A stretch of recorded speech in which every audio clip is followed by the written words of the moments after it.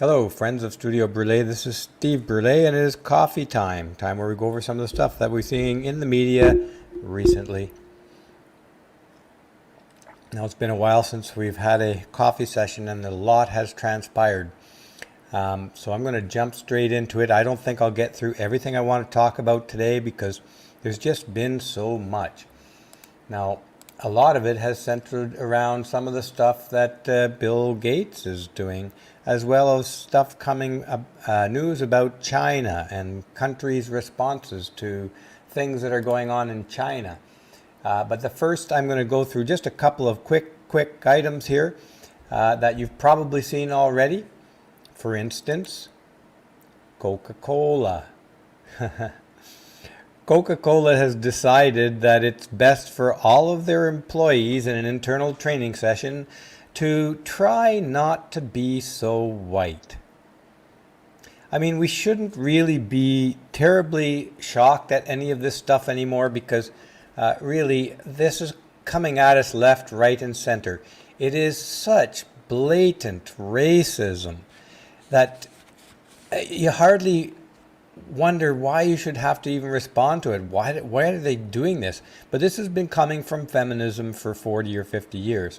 Feminists have been trashing white men, specifically under the guise of patriarchy, since they've started. They've been a hate-on for men forever. Now they've got themselves into the position where they're just talking about whiteness and white fragility and white privilege. All this racist language has become the norm in our culture. Notice that none of the media pundits are carrying on about the racism inherent in the statement, try not to be white or so white. This just flies right under the radar. It's not even picked up by groups that monitor racism in the country or around the world. It's not picked up by anybody but us in the manosphere, the men's rights movement, the people who have our eyes opened to the corruption and the distortions of feminism, the lies from start to finish, from top to bottom. And this, now we're at the point where major corporations are putting training sessions out with headlines like, try not to be so white. Incredible, but that's where we're at today. Let's move on to the next slide here. And here is the New York Post saying Coca-Cola slammed for diversity training. It's not slammed by the media. This is a very important distinction. There are some people who are not so stupid as to buy into the racist crap coming out of these leftist feminist groups that they are making a fuss about it on Twitter and Facebook. Rightly so. But the media, the mainstream media, are entirely silent on this. Have a look down here at the bottom at some of the categories to their so-called to be less white. This is what you're supposed to do. Be less oppressive. So according to Coca-Cola, if you're white, you're oppressive. Be less arrogant. Apparently white people are arrogant. Be less certain. In other words, pretend to be confused about things you know. The entire list reaches such levels of absurdity, you wonder how these people are managed to run a meeting, much less a Coca-Cola large company. But they do. And part of it is because, of course, like I mentioned before, the leftist feminists have conditioned the entire culture to accept this form of racism and sexism against white people and specifically white men. Now I have a little problem with a cable here. I should just fix this before it gets out of hand. Now a couple of other little items on the list. Be less defensive. Now, of course, since you're white, you're supposed to pretend not to know what you know and not be certain about it. Completely in contradiction to any of these self-help, self-esteem books that pump you up. And you're supposed to be less defensive. In other words, accept the racism that comes at you with a smile and just say, yes, I'm a racist because I'm white. Racism is whiteness. Be less ignorant. Apparently, if you're white, you're ignorant. Be more humble. You can't be humble if you're white. You have to pretend at that. Listen. White people don't listen, apparently. This is Coca-Cola. This is the training crap that goes on in their organization. And I can tell you this, that I worked in two large corporations, both Dow Chemical and DuPont, multinational corporations, for a total of 22 years. And some of the management program crap that they shove down people's throats is indescribably ignorant and stupid. And this ranks right up there. The one I was exposed to was when environmental safety incidents or safety incidents in the corporation got tied to big corporate bosses' bonuses. All of a sudden, that the corporate trainers insisted that you could get down to zero safety incidents. In other words, there's no such thing as an accident. And they managed to convince even some of the engineers, who, by the way, really wanted to be promoted into management, to convince themselves to say, yes, there can be such a thing as zero safety statistics, zero safety incidents. And you should have heard, I can't even recall them, there's such convoluted distortion of logic to try and get you to believe that statistically you can get to and maintain a zero perfect score. Like, accidents can never happen. Some engineers objected to this. Some scientists objected to it on the pure basis that there's nothing perfect in the engineering world. There's nothing perfect in life. There's no absolute perfection and certainty in that manner. But those people were never promoted into management. The only ones who got promoted into management were the ones who towed the line. And the reason is that, and the distortion, when there was a safety incident, the hoops they jumped through to describe it as, to conclude that it's not a recordable safety incident. So it doesn't get recorded. And therefore, the bosses, big bosses, we're talking about the top bosses, still get their ginormous bonuses, no matter how many people are cut, broken bones, or injured. Because we achieved zero recordable incidents. It's just a big head game. And this here is one of the stupidest corporate things. This is racism. It's racism that's rife in our culture. The only institutionalized, acceptable form of racism in the West is against white people. The only institutionalized, acceptable sexism in the West is against men. So let's carry on. And I'm going to throw this one out here because this is all tied together. This is all of this stuff, every last bit of it. All the insanity, the stupidity, the absolute hysteria is all coming from the leftists. The feminists are the most prominent and most destructive and most powerful among the leftists, in my opinion. But Bill Gates is not against getting in on the action because it's very profitable to be part of the power elite. Here, Rebel News reports, and I highly recommend again that you subscribe to Rebel News. They come out first with many, many interesting things. Bill Gates-backed organization calls on teachers to develop anti-racist math practice.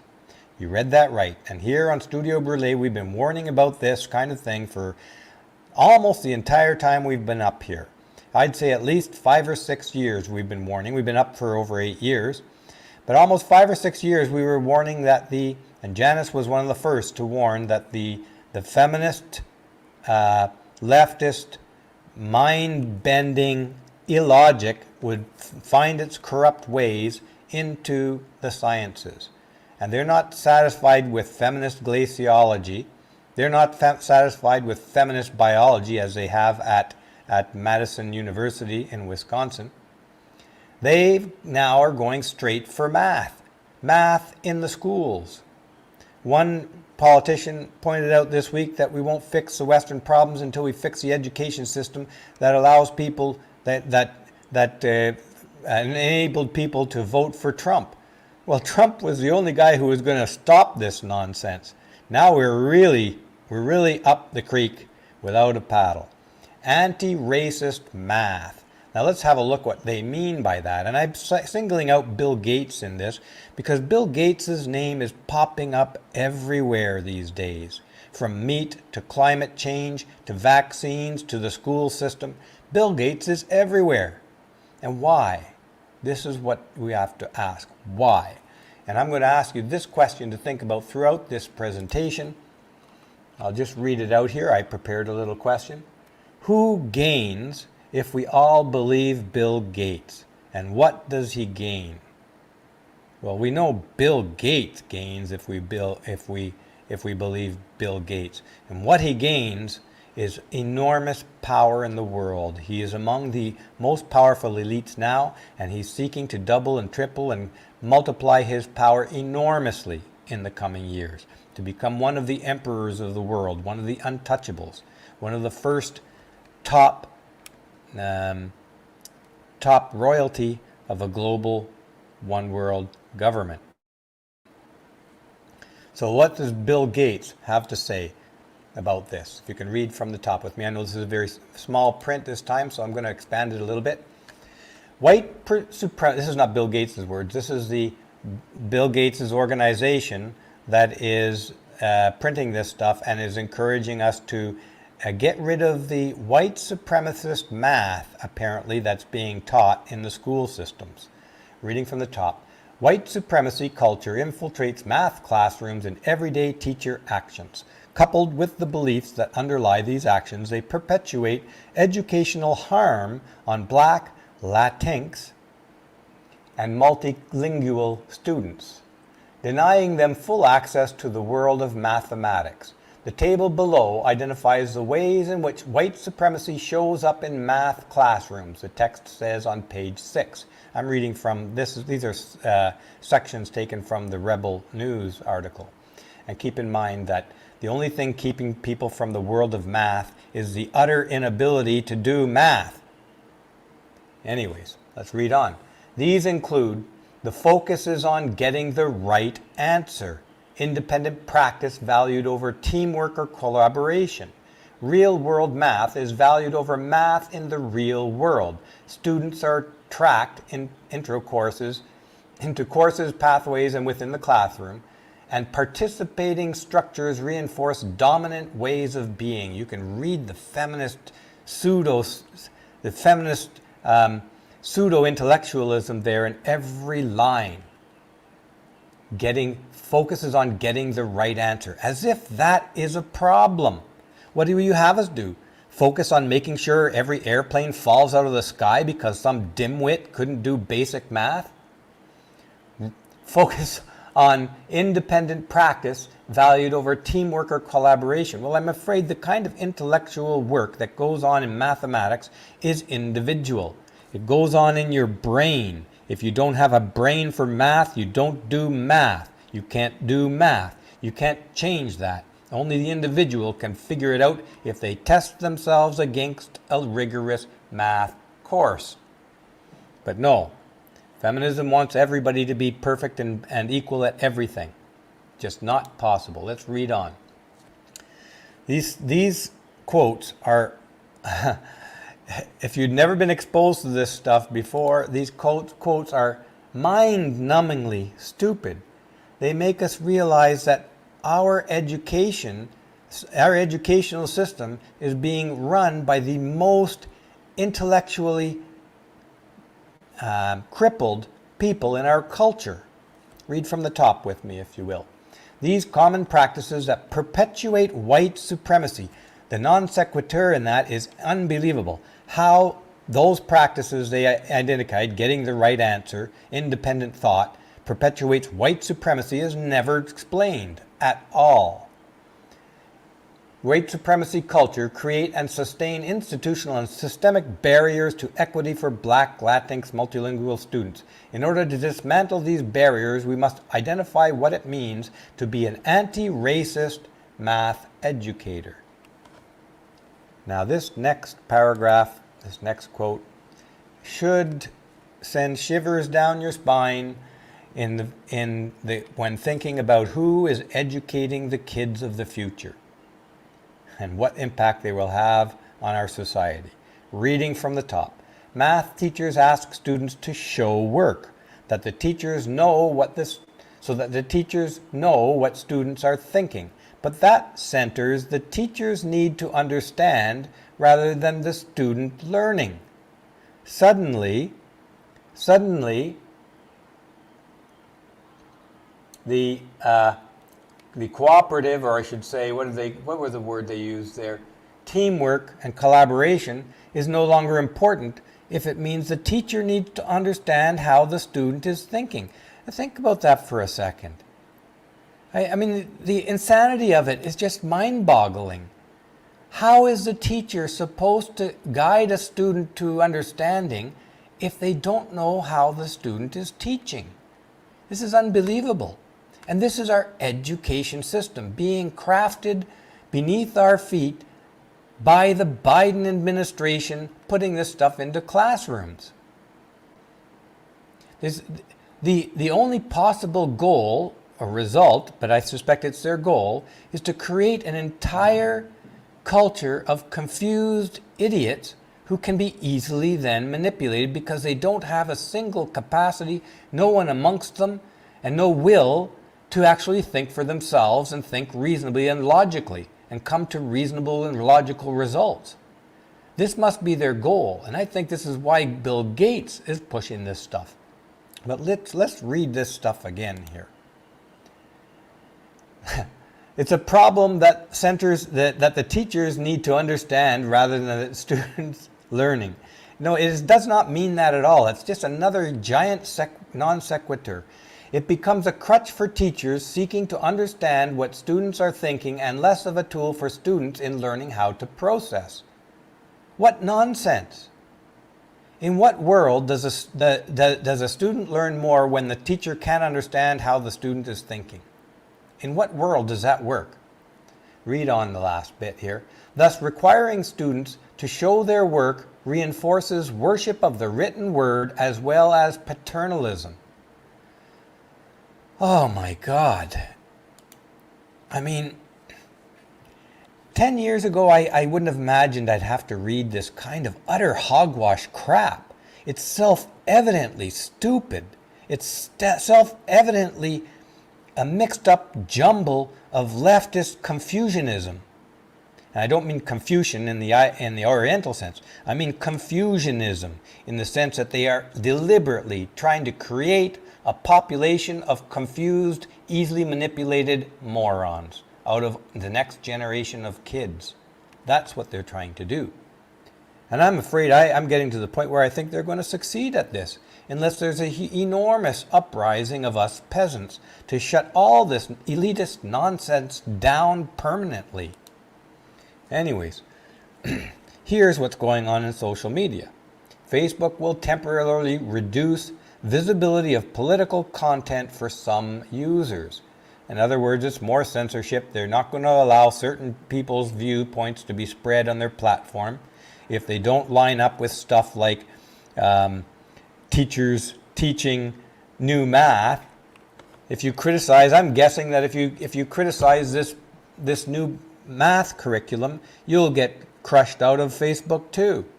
This was just printed up on February 11th. Let's take a look at a couple of quotes from this article. Facebook said Wednesday it will temporarily reduce the visibility of political content for a small percentage of users in Canada, Brazil, Indonesia, and the US, amid questions about the platform's ability to moderate hateful content and misinformation, some of which may have played a role in helping to organize the insurrection of the US Capitol last month. Keep in mind that insurrection at the US Capitol looks like it was organized by the leftists as a false flag attack. I suspect that it is too.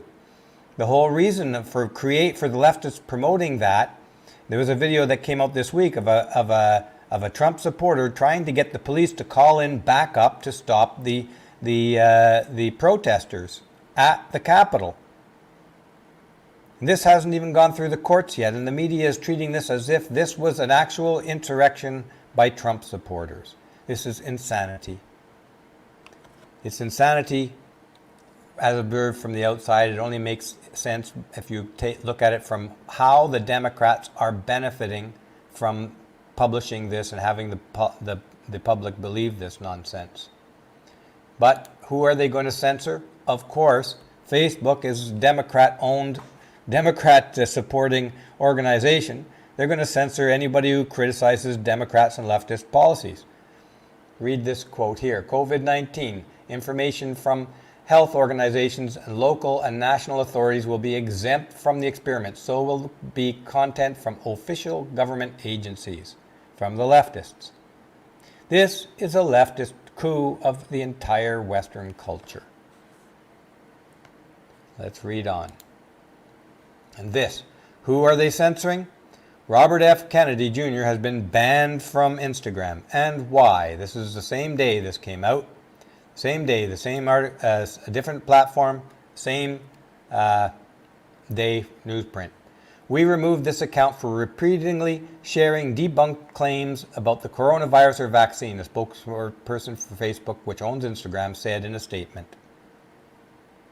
In other words, if you try to dig below the surface of what's going on with the coronavirus or the vaccines, they're going to shut you down. We knew this. We knew this a long time ago. They have been horribly wrong. The people they say are immune to these being deplatformed and cancelled have been horribly wrong repeatedly about both the vaccines and the coronavirus. This is nothing more than a concerted coup by the wealthiest people in the world to shut everybody up while they usher in their new Green Deal globally and create a global one world government where we all become work slaves. That's what they want. The elite of the world throughout human history have never tolerated a middle class. This, from post-World War II to this time, is the aberration of history. It is a blink of the eye, and it frustrates to no end the elite of the world. They don't like a middle class because a middle class cannot be easily controlled. The poor can be easily controlled. They need to eat. The wealthy control everything. And this is accelerating at an enormously fast pace before our eyes, using this trumped up coronavirus as an excuse to grasp emergency totalitarian power all around the world. Let's read on. Reading from the top. Kennedy, the son of late former U.S. Attorney General, U.S. Senator, and presidential candidate Robert F. Kennedy, has repeatedly spoken out against vaccines. And why shouldn't he be allowed to? He has lobbied Congress to give parents exemptions from state requirements that mandate they vaccinate their children. And why shouldn't he be allowed to voice his opinion on that? They're shutting down even powerful people's voices. Imagine how quickly they'll shut down you or I. Reading onward. The lifelong Democrat downplays his anti-vaccine views, though, by saying that he is actually in favor of safe vaccines and noting that all of his children have been vaccinated. That sounds like a fairly reasonable person, and yet they shut him down. I fit in the same category as Mr. Kennedy. I've been vaccinated. I've taken vaccines many times in my life. I'm not anti-vaccine. There's a place for vaccines when they're needed and when they're safe. But they're not needed or safe for this coronavirus. Some of the vaccines may be safer than others at this time. Time will tell. They're not fully tested.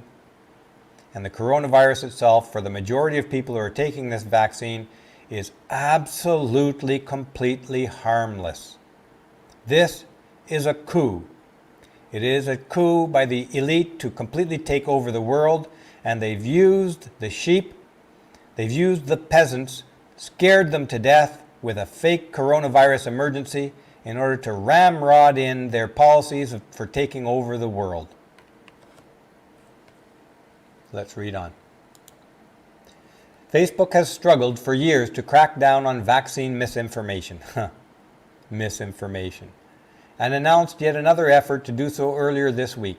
In addition to taking action on Kennedy's Instagram account, 8 Facebook and Instagram accounts and pages were also taken down for sharing misleading information about vaccines. Why is it that we still haven't learned that governments throughout history have spread misinformation to serve their purposes, often killing thousands or millions of people?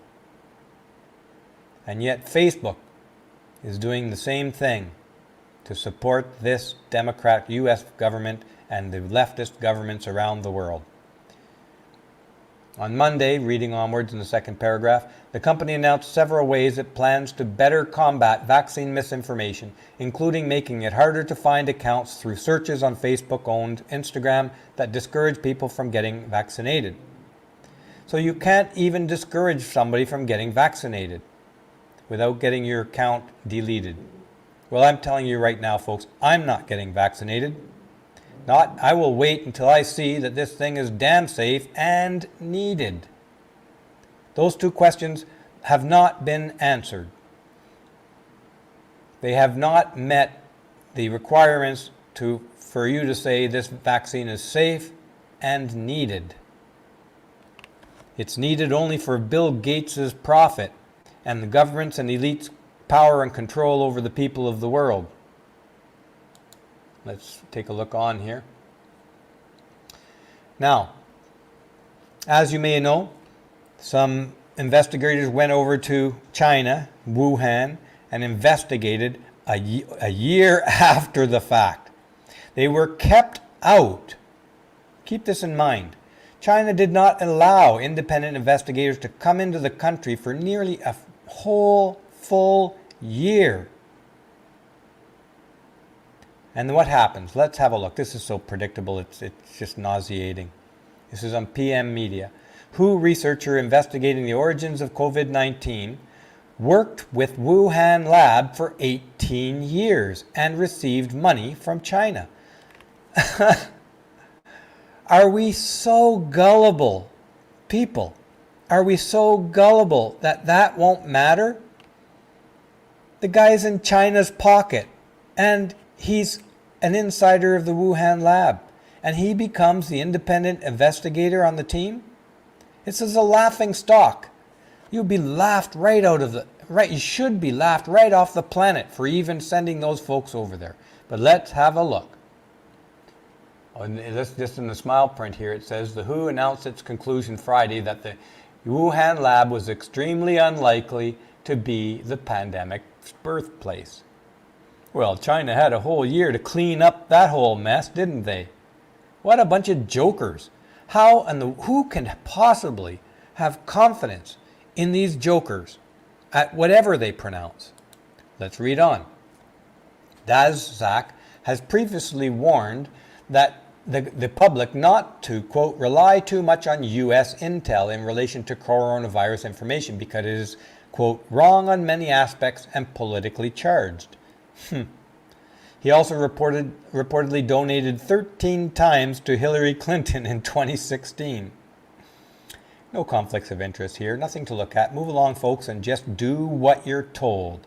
Put on your mask, take your vaccine, lock yourself up in the house, let the police beat your neighbors to the ground if they take their mask off, or question the political leaders. Do what you're told. That's what they're telling us. No conflict of interest. Let's read on. Daszak's research with the Wuhan lab raised red flags for officials at the National Institute of Health, prompting the NIH to suspend its grants towards the WIV's research. Let's read this last bit. This is very revealing too. I'm going to just expand this up so you can read it better. Daszak also revealed while speaking at a conference sponsored by a Chinese government-run media company that he is a recipient of money from the CCP. Directly paid. He's an operative of the CCP, in effect. He said his organization, quote, has been working in China in collaboration with Chinese scientists and the government of China for over 15 years, supported by federal funding from the U.S. and federal funding from China. How do you spell conflict of interest? China. US leaders, Canadian leaders, they're all involved in it. And they all stand, and this is the cherry on the pie, folks. Everybody involved in this stands to profit handsomely from us believing what they tell us, even though much of what they say is abject lies, easily revealed lies. Let's read onward. Facebook bans conversations saying coronavirus came from a lab after consulting with the World Health Organization. And this came out February 9th. They're getting their whole cleanup team involved here. They're whitewashing everything, and wait till you see just who they're trying to blame. This is, again, another cherry. This cake has so many cherries on it. But I'm very pessimistic about the response of the public on this, folks. If it's not, the public are so brainwashed in the West that if it's not coming from a government organization, people don't believe it, in spite of the history of governments lying to their own people, imprisoning their own people for dissent, imprisoning their own people for revealing the truth, killing their own people. That's what governments do repeatedly throughout history, and yet the same people who should have know better today are going to eat this all up, hook, line, and sinker, and they're going to punish their neighbors and turn their neighbors in, anybody in, who tries to speak out of line, out of permission of the government.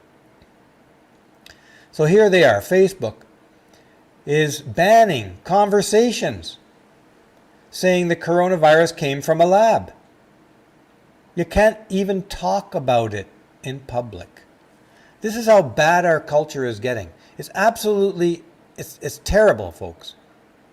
We should be rioting in the streets over any one of these issues. Let's read a couple of quotes from this. The new policies took effect immediately. The company said it would be vigilant on pages, groups, accounts that violate these rules. It added groups, pages, and accounts on Facebook and Instagram that repeatedly share these debunked claims may be removed altogether. Debunked claims, they say? Debunked by who? Debunked by the people who stand to win billions of dollars and total global power if we believe what they say? Reading the second paragraph. The company said it expanded its list of prohibited falsehoods after consultations with leading health organizations, including the World Health Organization, run by Tedros, who was sponsored by China to become the chairman of the World Health Organization. Tedros, who praised and hid the virus in the early beginning and then praised China for its honesty and its handling of the virus. Tedros is China's puppet, nothing more. And yet, these are the people who are going to tell us what are falsehoods and what are not falsehoods. Here's Bill Gates. Bill Gates speaks highly. Bill Gates' name comes up all the time in this pandemic. Why? He didn't come up very much before the pandemic, if you'll recall, but Bill Gates is everywhere now. Bill Gates speaks highly of China's epidemic control measures. Oh, really, Bill? Why? Why do you say that, Bill? This is April 10th, 2020. Barely a month after the whole lockdown started. Bill Gates also was one of the people who spent $500 million lobbying for the lockdowns around the world. Lockdowns that caused him and his buddies to become even filthier rich than they already are. Let's read onwards. And here, this was in, I think, the Daily, but all the links again are in the description of the video, folks. The World Health Organization whitewash. Investigators back China's claim that Australian beef could have caused the COVID-19 and demand there be no further study of theory that it came from a Wuhan lab. Imagine that. The guy who takes money from China, spent 18 years in the Wuhan lab with connections throughout all of that, they're demanding that there be no further study.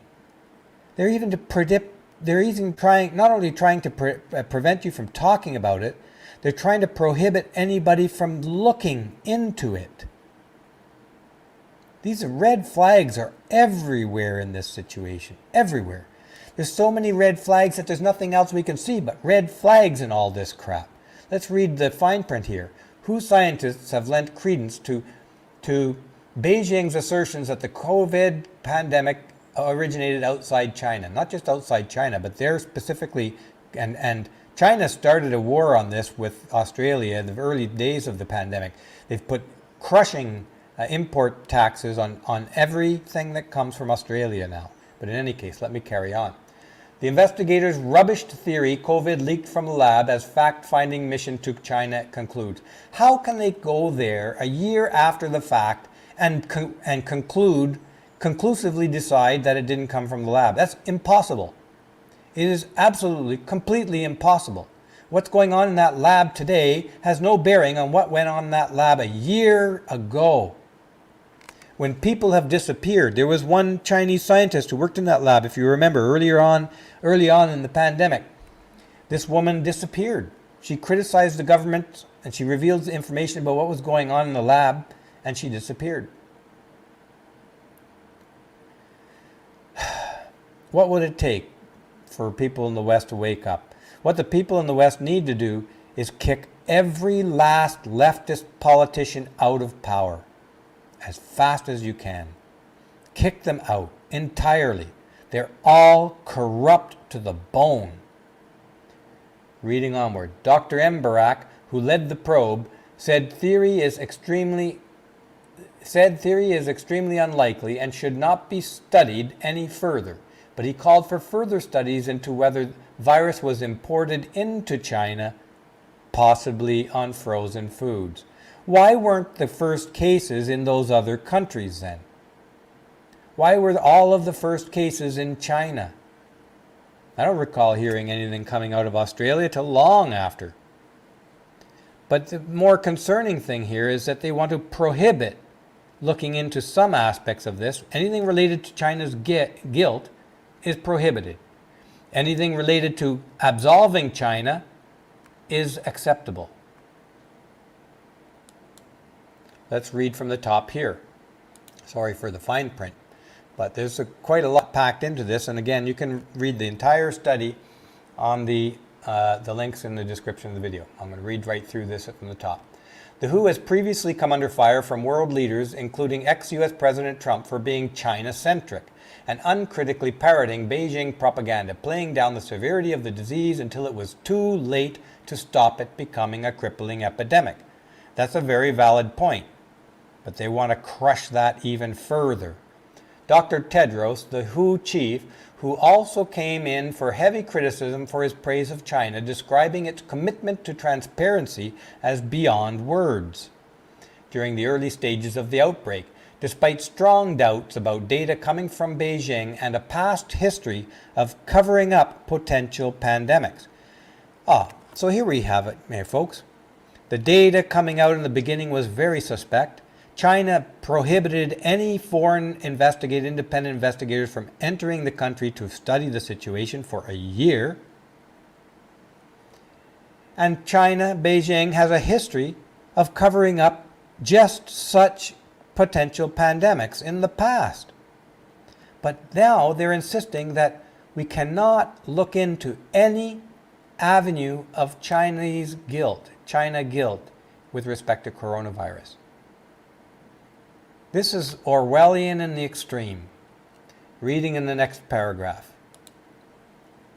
It was also revealed that Dr. Tedros received support from Beijing while in the running to become World Health Organization chief, and that China has often donated large sums of money to governments or organizations that he has been a part of.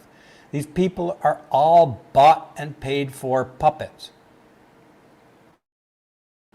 But unfortunately, and I say this, it makes me depressed to say it, but look, folks, let's face reality. The overwhelming majority of people in the West are going to buy it. They're going to play along, and they're not only just going to play along, they're going to demonize and ostracize and cancel and unperson anybody who criticizes the official government line, exactly like in George Orwell's 1984, and exactly like the behavior of citizens in every other totalitarian regime throughout history. This is what we're entering at the age we're entering into right now as we speak, guided by the Democrats in the US, run entirely by the very strategic elite powerful of the world. Let's read the last paragraph here. During his press conference, Dr. Embarak also backed assertions from Beijing that there is no evidence of transmission in Wuhan or elsewhere in China before December 2019. Multiple studies suggesting the virus was circulating globally months earlier than that. Well, I don't know about that one. But let's continue on. So, Bill Gates. We're back to Bill Gates again. Bill Gates is a big supporter of China. I'll let you know. We're as you probably do know, he's backed them up and on numerous occasions throughout this pandemic, as we recently saw. Bill Gates also, through the Bill and Melinda Foundation, they have a little word to say about China. I'm going to bring a quote up on that shortly. It's kind of revealing. Now, why is this gone? Okay, Bill Gates. Okay. Bill Gates says rich countries should be eating 100% synthetic beef. Synthetic beef. Well, of course Bill Gates would say that because Bill Gates started investing in synthetic beef years ago. Everything Bill Gates wants you to believe causes him to get richer. He wants you to believe you absolutely must have, need to be terrified if you don't get this vaccine, and Bill Gates gets rich when you get the vaccine. Bill Gates is now the largest single owner of farmland in the U.S., and his farmland is amongst the most choice farmland on rich riverfront properties in the U.S. Now he wants everybody in rich countries to eat 100% synthetic beef. What's his justification for this? Of course, now Bill Gates. Let's read onward here. Well, you can jump ahead. Because climate change. Bill Gates is arguing that the world's wealthiest countries should ditch beef for plant-based alternatives to fight global climate change, in a recent interview with MIT. So, Bill Gates, of course, now must be a prophet of doom for climate change. And, of course, he is, as we shall soon see. It's just it all lines up so sweet for Bill, you know. He just happens to line up his businesses in time to become a prophet for change due to climate change. Who are the people who actually believe Bill Gates? I mean, somebody needs to give those people a shake. Gates noted that it would be almost impossible to eliminate emissions from burping cows and fertilizers to reduce methane emissions, saying that the plant-based beef options are the only viable option. The only. Okay. Now, some of you may have been exposed to emotionally abusive, controlling people and have read a little bit about how emotionally abusive, controlling people behave. And one of the flags that always comes up that tells you you're dealing with somebody who is blackmailing you, they're emotionally blackmailing you, they're trying to create an urgent situation that can only be solved by the solution that they provide. Whenever you read something like this, the only viable option, you know you're dealing with an emotional blackmailer. And Bill Gates is backing this up by flying the climate change hysteria flag and saying that we have to save the planet. The planet is doomed if we don't get on board with Bill Gates' plan. Here, he reveals his hand. Bill Gates is a pretty shrewd guy. He rarely reveals his hand. But this is a characteristic of all emotional blackmailers. None of them, very few of them, are as smart and crafty as Bill Gates. Bill Gates has all his investments lined up before he starts to play his cards. Now he's playing for the radical reduction and elimination of fossil fuel type energy sources. And he is saying that the only viable option for treating global warming with respect to food is to plant-based beef options. And he's invested heavily in that. Let's read on. MarketWatch says, Beyond Meat stock is wildly overpriced even if business expands perfectly. This was May 10th, 2020. Margins need to fatten up at the same time that the competition is growing. This is an article, and Beyond Meat, so I put this up here.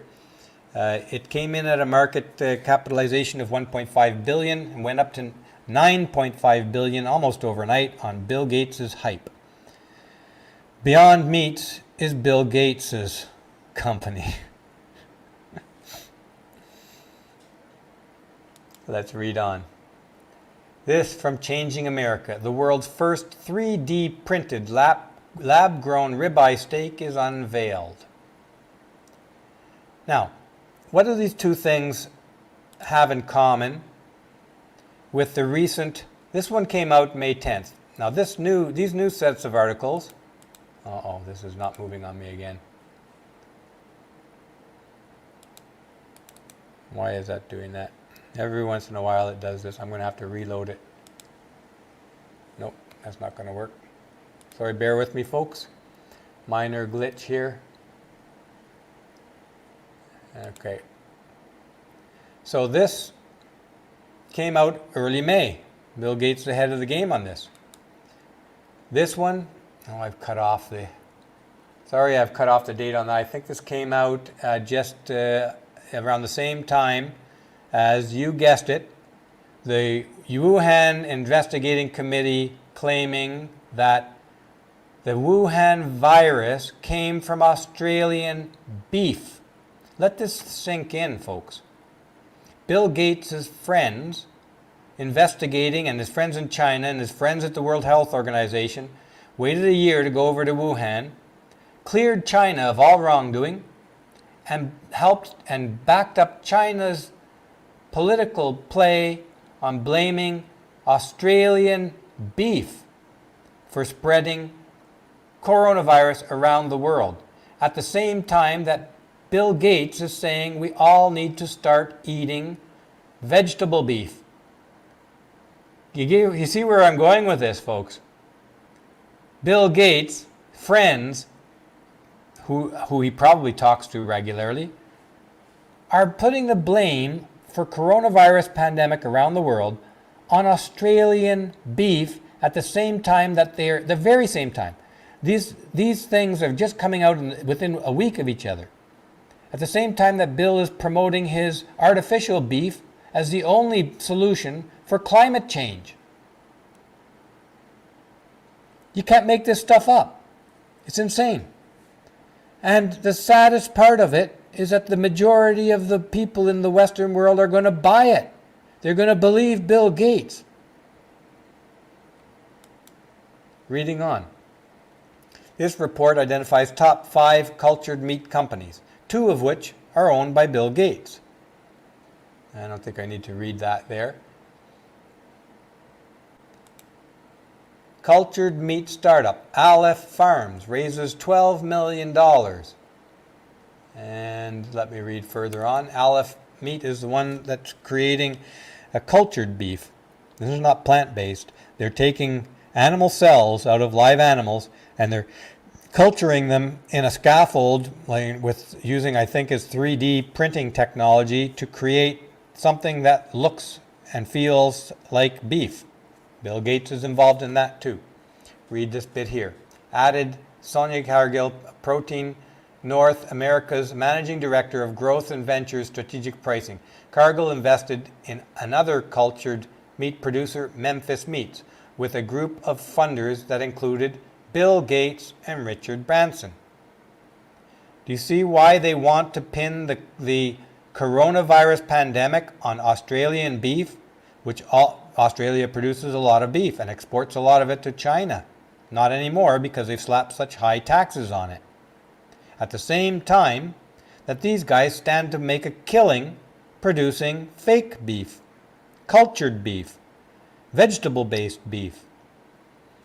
Now, knowing how people around the world respond, if they can pin the coronavirus on Australian beef, the buying public will suspect all beef in the world. All beef. They know that. As soon as the people in the world hear that the World Health Organization and the scientists are saying that the coronavirus came from Australian beef, beef sales everywhere will go down. And what will be there? Bill Gates' fake beef.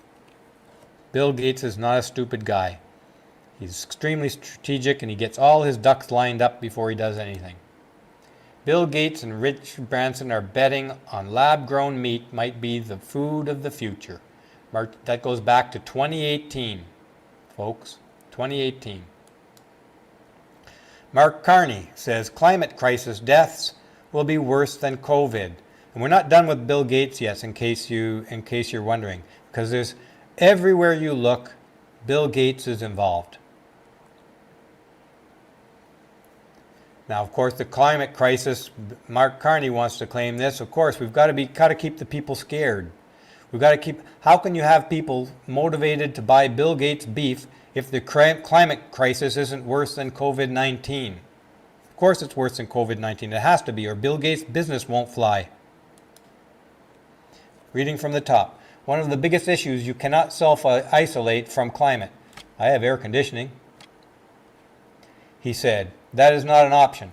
We cannot retreat and wait out climate change. It will just get worse, he told Talking Business Asia, the climate challenge. Let's move on to the next quote here. When you look at climate change from a human mortality perspective, it will be the equivalent of a coronavirus crisis every year from the middle of this century, and every year, not just a one-off event. So it is an issue that needs to be addressed now. This is flat out lies. The climate models do not predict crisis after crisis. They don't even predict crisis. The climate model predictions begin from absolutely no change at all to anything on human beings or anything on Earth. The model actually covers that possibility. The model actually covers that climate change, that global warming will not make any difference at all. And then at the very extreme end of the predictions of those models are the apocalyptic type things that these people are telling us are a certainty. They are not a certainty. They are extremely unlikely as predicted by the very models that these people are using. They're just picking out the most extreme, catastrophic, extreme predicted of the models. The most likely prediction that those models say is that we're not going to see any difference from global warming. But that doesn't sell.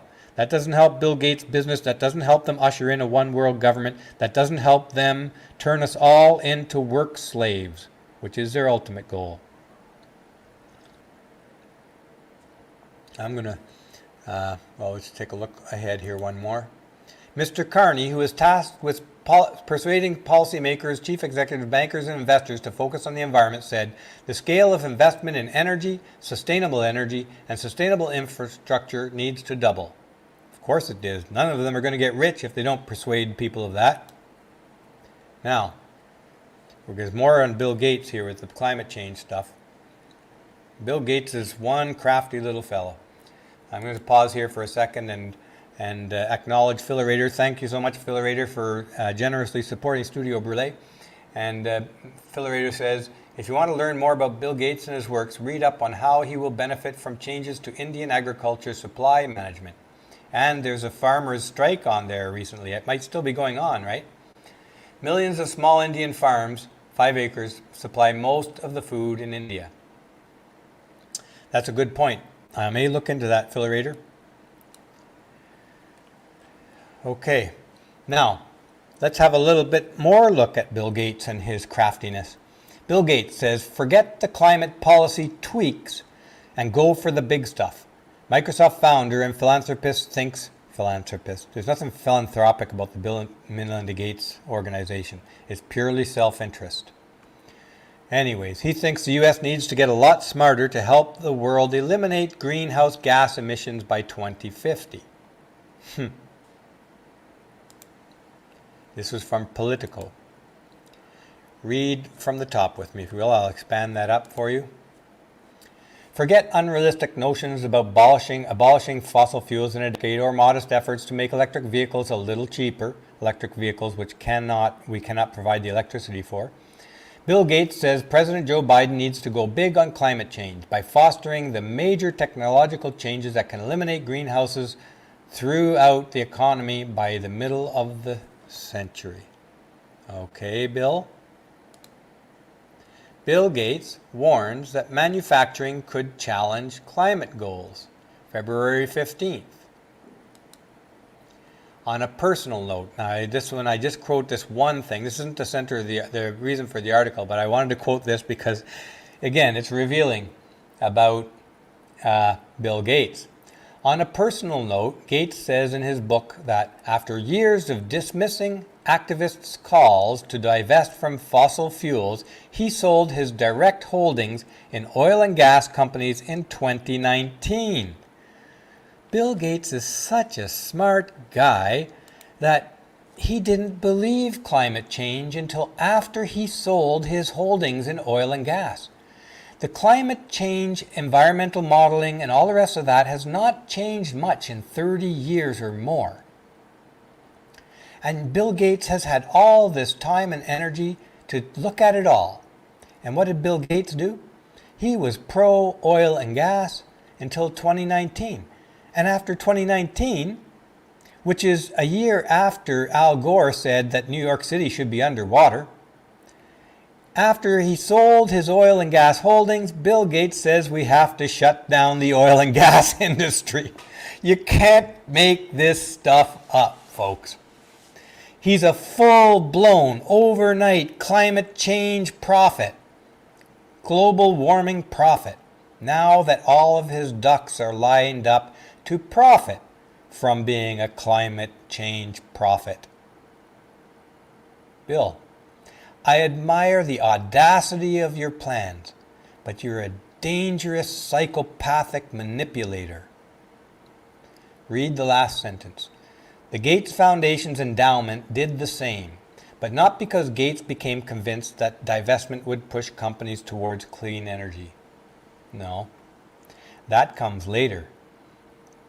What pushes people towards clean energy is you terrifying the mindless masses into begging you to take away their oil and gas and give them free energy, quote, free energy, in windmills that freeze in the winter, in solar panels that get covered in sand and dust in sunny areas and snow in darker and colder areas, in technology that has not been proven at all and that does not look like it is able to replace oil and gas at this time. You're one crafty dude, Bill. One crafty dude. So, having said all that, let's have a look at 50 years of dire climate forecasts and what actually happened. And keep in mind, folks, the climate apocalypse people, the climate alarmists, are just one subgroup of the end of is near type of thinking. And that has been with us ever since two people built a house side by side and created the first village of two people. We have people predicting the end is near forever, and it just comes in different forms. So here, let's have a look at the last 50 years. And if we went back, I'll bet you there's hundreds and thousands of examples going back thousands of years. Here. I love the picture they put on this article. The world will end in 12 years, says Prophet AOC. Representative speaks during the Women's Unity rally at Folly Square. Now, why does women's unity or feminism get mixed up with climate change? Well, they both are seeking the same end, a one-world government. Let's read. 1967. I'll put this a little bit bigger for you so you can read with me. 1967, Salt Lake Tribune says dire famine forecast by 1975, and it's already too late. Apocalypse. 1969, the New York Times says, unless we are extremely lucky, everyone will disappear in a cloud of blue steam in 20 years. The situation will get worse unless we change our behavior. New York Times. Famous for making up news. 1970, the Boston Globe. Scientists predict new ice age by 21st century, said James P. Lodge, a scientist at the National Center for Atmospheric Research. 1971, Washington Post says, disastrous new ice age coming, says S.I. Rasool at NASA. To be fair, folks, it is the global climate is so complicated that none of these models are an accurate prediction of anything anyways. But in any case, let's read on at the alarmists and the apocalypse people. The end is near. The end is near. That's why you need to give me all your money. That's what Bill Gates is up to in his crowd. You're not going to need your money. I'll save you. Give me all your money. Where else have we heard this stuff? Come to me. Give me your money, and thou shalt be saved. Repent. Repent, ye sinners and users of fossil fuel. Repent and give us all your money, and thou shalt be saved. I will intervene with the energy gods and give you green energy. Thou shalt be saved if you give me all your money. 1972, Brown University letter to President Nixon, warning on global cooling. 1974, The Guardian, space satellites show ice age coming fast. 1970, and I remember some of these things. I was around in 1974. I remember growing up as a teenager with the idea that we're going to have another ice age. Time magazine says another ice age, telling signs everywhere since the 1940s. Mean global temperatures have dropped 2.7 degrees F. And keep in mind that once they got onto global warming, they were saying that since the 1940s there's been a steady increase in global temperature. They can fit that data to fit any conclusion they want. 1974, ozone depletion, a great peril to life, University of Michigan scientist. 1976, New York Times, the cooling. University of Wisconsin climatologist Stephen Schneider laments about the deaf ear his warnings received.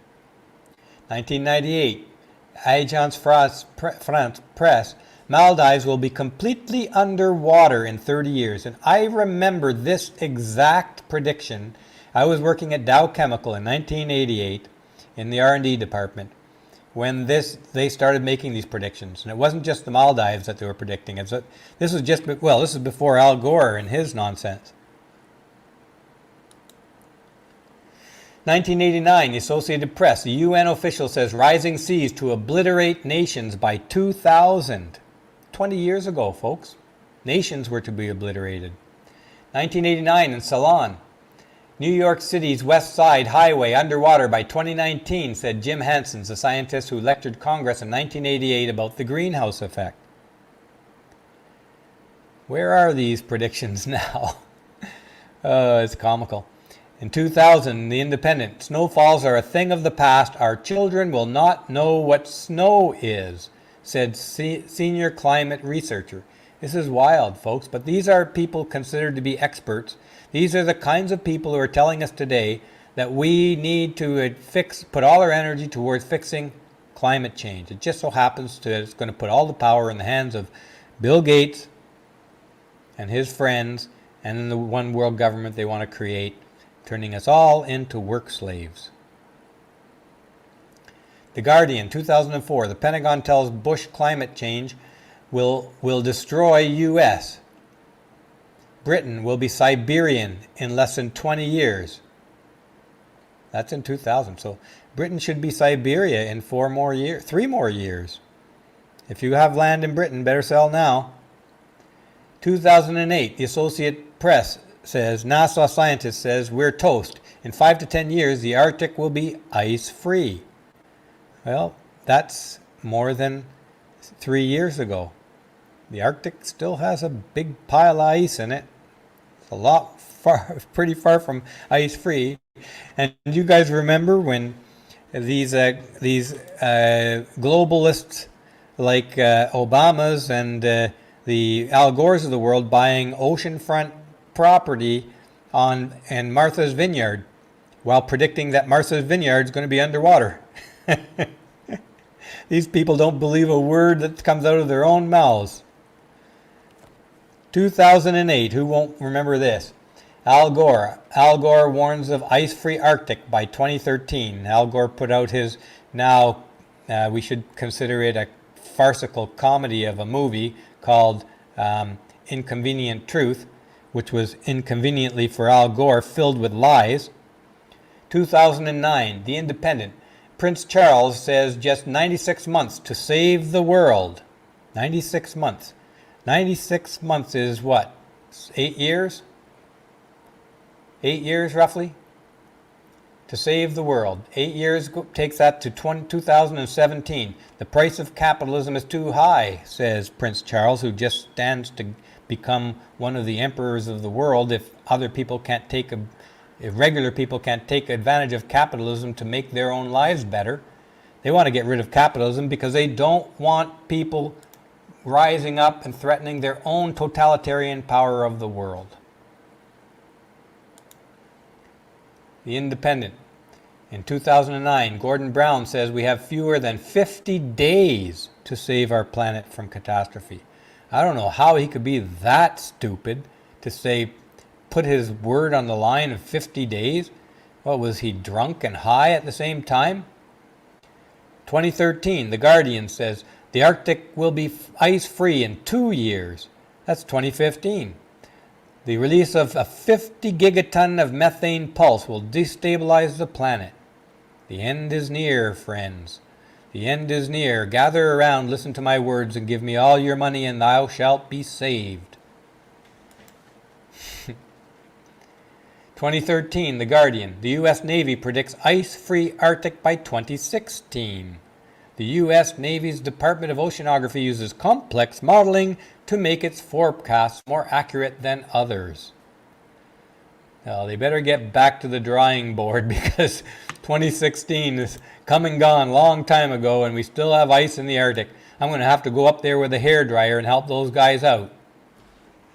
2014, John Kerry says we have 500 days to avoid climate chaos, discussed Secretary of State John Kerry and French Foreign Minister Laurent Fabius at a joint meeting.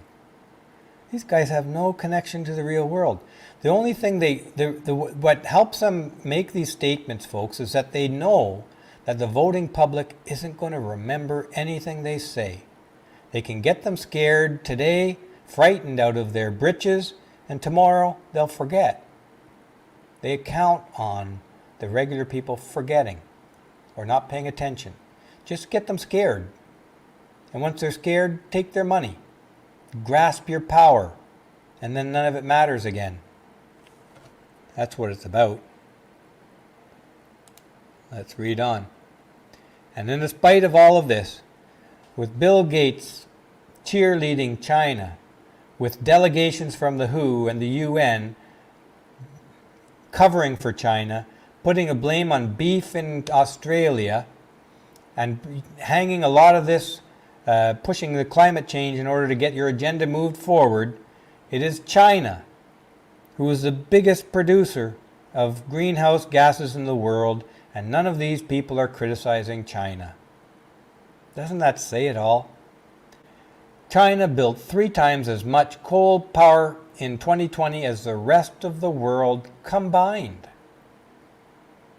And yet, they're all protecting China. Canada's protecting China. Biden's protecting China. The World Health Organization is protecting China. Bill Gates is protecting China. Why? It's not for your good, it's not for our good, and it's not for the saving of the planet. That's for guaranteed sure.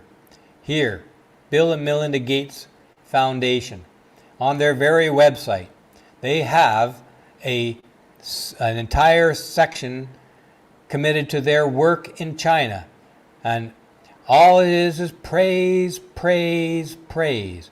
There's not a single mention of greenhouse gases or coal-fired plants or hiding, trying to suppress the existence of pandemics as they have been proven to do in the past. There's no mention of it anywhere on the Bill and Melinda Gates website. It's just praise for China. Read this.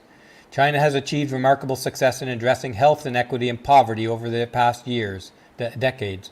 Its domestic reforms include increasing global engagement and emerging capacity for innovation only serve to reinforce China's potential as a catalyst for development worldwide. There's no mention of their genocide of the Uyghurs, or however you pronounce that, going on right now on the Bill and Melinda Gates website. That's how little Bill and Melinda Gates care about human suffering.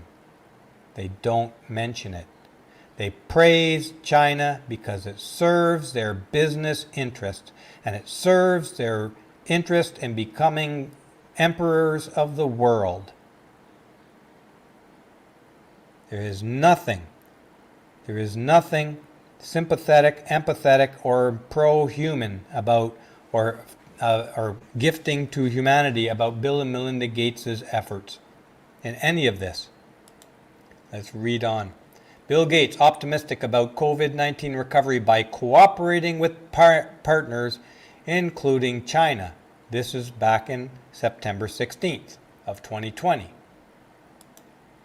From the article, Bill Gates, co-chair of the Bill and Melinda Gates Foundation, has called for closer global cooperation to cope with COVID-19 pandemic on Tuesday, while recognizing China has an indispensable role in joint efforts to help the world address health and development challenges. Because Bill Gates is going to get rich having his vaccines made in these third world countries.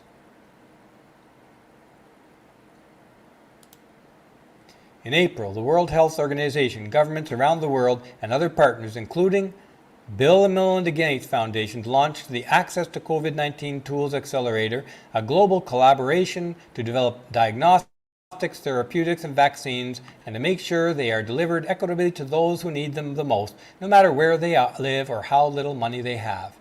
It always sounds so generous. He's got a knack for writing up his lies in this so generous manner. Gates notes from his own blog, in China, speeding towards the future. This is in this was written in 2011, but let's read a little bit of it. In September 2010, I traveled through China to visit with vaccine makers, computer scientists, energy technology companies, and car manufacturers, as long ago as 10 years before the pandemic. The meetings with vaccine manufacturers were about the potential for expanding development of new vaccines in China for use worldwide. Historically, most important vaccines have originated in Europe and the United States. Now, countries like Brazil, India, and China are providing lower-cost versions of some of them. Ideally, they'll also get involved in inventing new vaccines. That's part of Bill Gates' plan to profit in cooperation with China. Despite China being the biggest polluter of global warming gases on the planet, and despite Bill Gates talking out the other side of his mouth about his commitment to shutting down greenhouse gases. Bill Gates, this is in April 2020. China is reliable. Time for collaboration on COVID-19.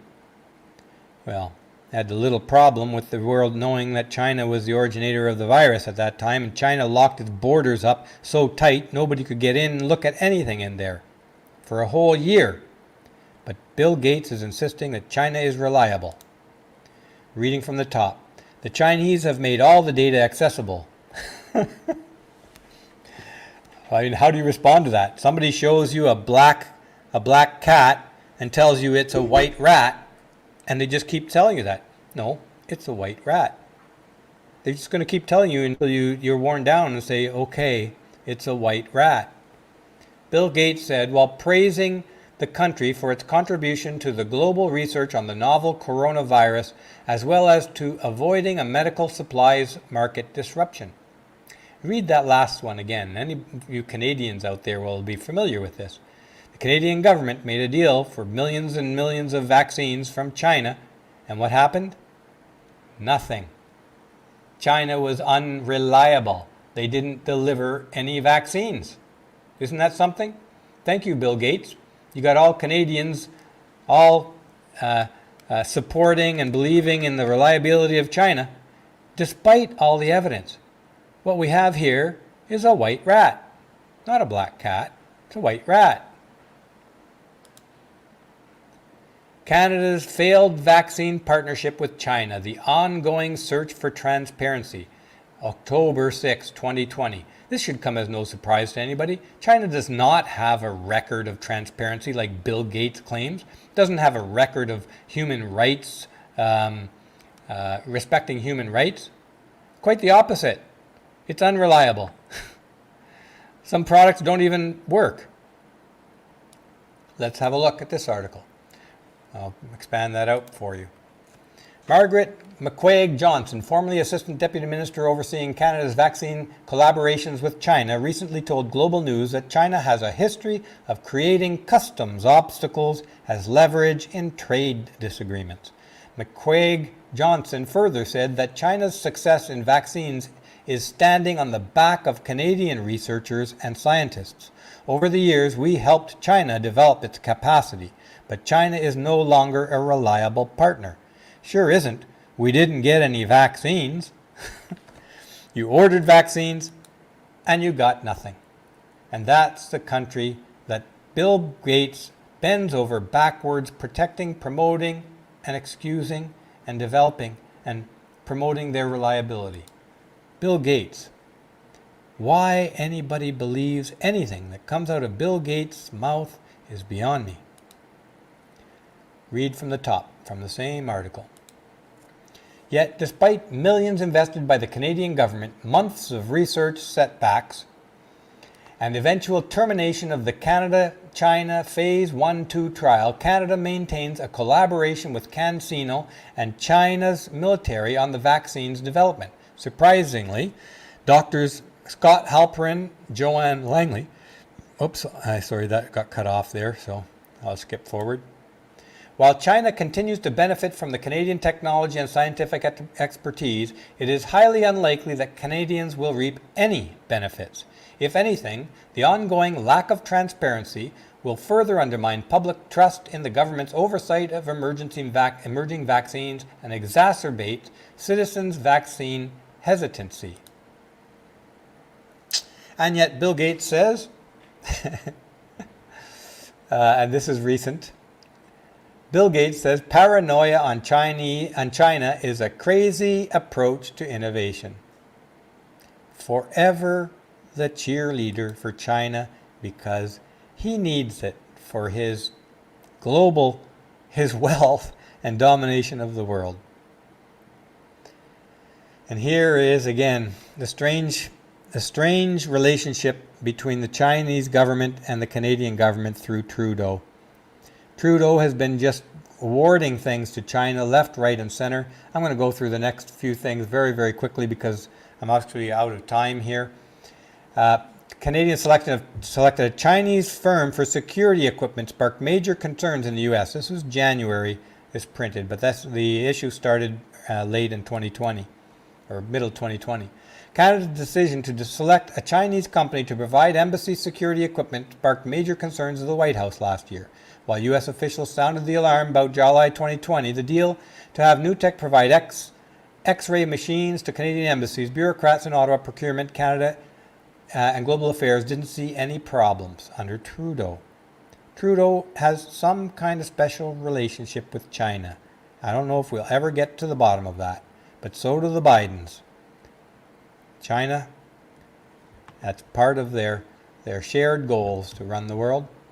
Canada's ties to China military underscore the weird contradictions in its foreign policy. December 12th. How Canada became dangerously compliant to China. This is all part of the leftists' plans. The baseline, this is a baseline of the relationship between Canada and the oops, I've lost the link here again. Canada and the Chinese military here. Let me see if I can find that again. Here we go. The baseline for this relationship was hug a PLA, that's the People's Liberation Army or something like this, or the Chinese army, soldier, and ride off on a unicorn into a trust-based sunset together. It wasn't that Canadian government didn't know what was going on in China. It does. It does today. And as we'll soon see, the Trudeau government continues to hold hands and in bed with China, just no matter what goes on. The cancelled military training may sully ties with China. This is in December 2014. But FATAH, China's troops trained in Canada against which country? So why were, this is the question, it's a good question worth asking, the Toronto Sun asks it. Why were they training in Canada? The news of Canada closing up with the Chinese regime and its military was first broken by Rebel News. Yeah, I highly recommend that you follow Rebel News. They are one of the few legitimate organizations doing legitimate journalism, constantly attacked by Trudeau's state propaganda news organizations, which is just about everything else. Quoting government documents released to Rebel and also carried by Globe and Mail. For it was Justin Trudeau who had invited China's People's Liberation Army to send its troops for cold weather training at CFB Petawa in Ontario. When Canadian Armed Forces cancelled the training following China's kidnapping of Canadian citizens Michael Spavor and Michael Kovrig, we hear the Prime Ministers raged at the Canadian Armed Forces for doing so. Trudeau loves dictators. Trudeau is a dictator, folks. Trudeau once famously said that he admired China's basic dictatorship for its ability to get things done. Trudeau took advantage immediately of this coronavirus pandemic and took dictatorial power of Canada. It was his signature alone dictating what could be spent by the Canadian government. Trudeau is a dictator. He respects China's basic dictatorship, and he was furious at the military canceling the training programs, even though China kidnapped 2 Canadians and still holds them prisoner in China today. Trudeau has done nothing about that and continues to praise China. So, let's move on. The timeline of Chinese troops training in winter warfare in Canada and the recent attack by China against India's Ladakh region, killing 20 Indian soldiers, gives us an idea of who Beijing considers a target in its alliance with Pakistan. So, this is important. The Chinese training soldiers in Canada and waging war in India, the exact region which has the same climate that they're training in here, down to minus 20 to minus 30 degrees Celsius in the winter and similar Canadian temperatures in the summer. They waged a war and still have an interest in, it gets more interesting. India and Pakistan have had a tense relationship forever. That's why Pakistanians left India from many years ago. And China, as far as Pakistan is concerned, China has already taken over the country to build the China-Pakistan Economic Corridor as part of its Belt and Road Initiative. So, China has an alliance, owns Pakistan, and is worried about this region in India and has already engaged in battles, in some kind of battle, skirmish up in that Indian region, and just happens to get its troops trained in Canada. The Indian government should be furious about this, if they really knew what was going on. That's Trudeau, forever committed to China, even ahead of his own country. Trudeau is a traitor to Canada. Let's read from the top. Canada's Trudeau cabinet abstained from China genocide vote. They won't even call them out for genocide as it's going on today. This February 22nd, that's only a couple days ago. Read from the top with me, if you will. Canada's House of Commons voted Monday to declare that China is committing genocide against the more than 1 million Uyghurs in the western Xinjiang region, but Prime Minister Justin Trudeau and his cabinet abstained from the vote. The non-binding motion passed 266-0, as virtually all but Trudeau and his cabinet voted for the measure that also called on the International Olympic Committee to move the 2022 Winter Olympics from Beijing. That's our little potato, the tyrant Trudeau, who runs Canada right now. Every Canadian who voted for Trudeau should be absolutely ashamed. Reading onward. The main opposition parties supported the motion and control the majority of seats in the House of Commons. Trudeau's cabinet is made up of 37 Liberal lawmakers, including the Prime Minister. 37. There are 154 lawmakers from Trudeau's Liberal Party. Those are the backbenchers. They're not in the cabinet. They have limited, if any, power at all in government in Trudeau's party.